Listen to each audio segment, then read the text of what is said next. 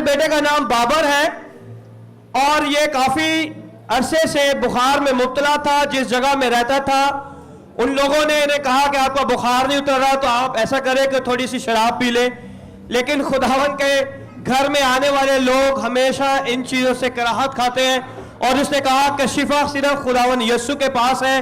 और जब ये खुदा के घर में आए और इन्होंने खुदा के खादमों से दुआ कराई और खुदावन ने उस सारी मुजी बुखार की बीमारी को, लानत को इनके बदन से बिल्कुल दूर किया और इन्हें कामिल तौर पर शिफा दी।